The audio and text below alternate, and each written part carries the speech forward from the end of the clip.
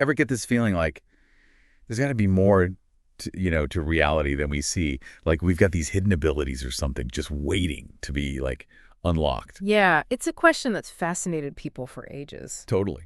And that's what we're diving into today, those hidden mysteries. And it's got all this wild stuff about ancient practices and what they knew about, well, us, Mm, like human potential and all that. it really makes you question, like, what do we really know about the world? And ourselves, even. Right. And one of the things that just blew my mind in this hidden mysteries thing was how he talked about temples. Like not just places to, you know, worship, but as actual instruments. Instruments. Yeah, like they were designed to mess with sound, Right. amplify it, create energy fields, that kind of thing. Oh, I see what you're saying, like resonant frequencies and all that. It's in the text, right? It talks about how those frequencies could even shift your consciousness. People could reach these, like, higher states of awareness just from the sound. Yeah, exactly. It reminds me of like sonic healing. Have you heard of that? Using sound waves to heal the body. That's the next level, they're saying. Some dude, Vishuddhananda, back in the day, could supposedly use sound to kill, all from inside these temples. Whoa, wait, like sound as a weapon. That's what they're claiming. Yeah. Sounds crazy, but then again, haven't scientists been messing around with sonic weapons? It's true. Focused sound waves can do some serious damage. There's actually research on that now. See? So maybe it's not so far-fetched. Makes you wonder what else these ancient practices knew, right? Thanks.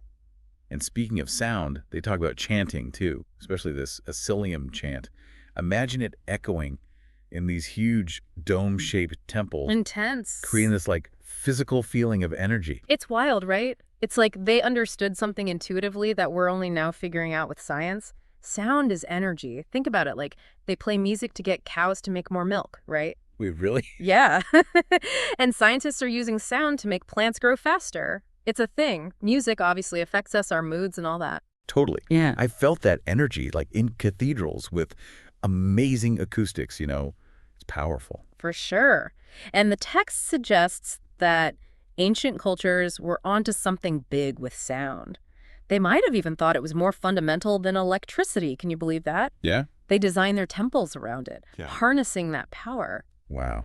It makes you think. And this whole thing about sound, shaping experience with it, Yeah. it's not just about temples. They talk about these sacred places, Tirtha, in the text. So it's a lot. Yeah, like these locations, but they're buzzing with this, like, spiritual energy. Hidden Mysteries calls them jumping off points. Jumping off points to where? To the infinite, man. Like portals or something. Okay. I mean, special places, sure. But the text is saying they weren't just random, right? Like, it's more than a pretty view. Right, like they were picked on purpose. These Yeah. Tirth, alchemically treated. They call it either the energy was already there or they knew how to, like, enhance it. Intentionally enhanced. Exactly. Yeah. And get this, they used the Ganges River as an example. The Ganges. It talks about the water, like there's something special about it, right? Huh. And the source of it, supposedly you can only reach it by like astral projecting yourself there or something. What? Right. And then all these pilgrimage spots, all Huh. set up along the banks, not random. So they're what, infusing the river with energy on purpose? That's the idea. And then you've got the Jaina sites way up on those bare mountaintops. Yeah. Harsh. The text makes it sound like it's all about fire, austerity, that kind of vibe. Intense. Total opposite of the river, right? What? Like each tradition is going for a different flavor of energy, Yeah. to get you where you need to be spiritually. It's like the location matters, Yeah. but it's more than that. It's the intention, all those people over centuries doing their thing, Yeah. building up that energy. It's like a battery they're charging. Yeah. And it's not just the place, right? It's the people, too. Think about those massive gatherings like the Kumbh Mela. Millions of people, all in one spot. Exactly. The text calls it mass consciousness. Like a hive mind, almost. Kind of, but more like, okay, so imagine each person's consciousness is a drop of water. Usually we're all separate drops, right? But in these mass consciousness moments, all those drops become one big ocean, Yeah. way more powerful. Whoa. And that makes it easier to... Connect to something bigger than ourselves. Tap into something transcendent, So the energy of the place, the energy of the people, it all feeds into it. Exactly. Makes you look at crowds differently, right? Could be amazing, could be scary, all depends. But the point is, these pilgrimages, it's not just about being there. It's about tapping into that current that's already flowing. Powerful stuff. Right. And imagine, what if there are places, pilgrimage spots, but they're secret, hidden for the people who are like ready for that next level. They even talk about this hidden city, Al Kufa. Only for the spiritually prepared, they say. No tourists allowed, huh? Nope. The text says you can't even sleep there. The energy's too much to handle. So we're talking temples, sacred spots, all this crazy energy, right? Mm. But then, Hidden Mysteries throws us another curveball. Astrology. Astrology? Like horoscopes and stuff? Not exactly. This isn't about, your daily forecast or whatever. Mm. It's deeper. They're saying there's this connection, us and the cosmos, Mm-hmm. like a real, tangible link. Okay, I've heard that before, but how does it actually, work? Right. Good question. They don't get super sciencey about it, but there are examples, like the 11-year solar cycle. Sunspots and all that? Yeah. They're saying that cycle, it affects everything. Tree rings, even our health. Remember that bit about the Japanese doctor? Bigly. He found this link, right, between when the sun's going crazy and changes in men's blood. Used to think only women had those kind of fluctuations. Oh, right.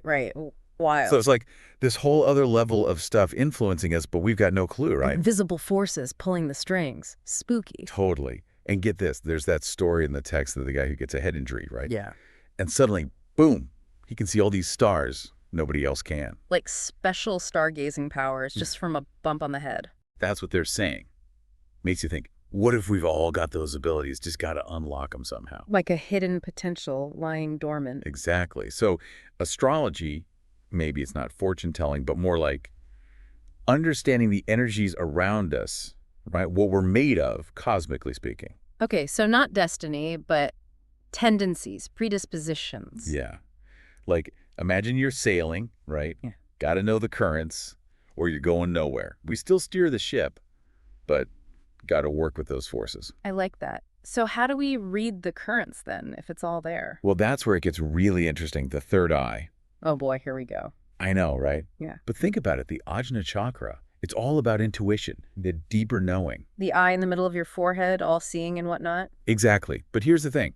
They talk about Tibetan monks, right? They'd actually do this thing, surgically activate the third eye. Wait, seriously, did they cut it open or something? That's what it sounds like. They thought there was something physically there to be unlocked. Man, that's intense. But it makes you wonder if they were onto something, What if it's all true? Right. This whole other science of the soul, waiting for us to rediscover it. Crazy to think about. Maybe those temples, those sacred spots, even astrology, it's all connected. Clues to something bigger. And that's what Hidden Mysteries makes you do. Think bigger. What if it's not hidden, just waiting for us to see it? That's something to chew on, right? Thanks for exploring with me today, everyone. Until next time, keep those minds open and keep asking questions. You never know what we'll uncover together.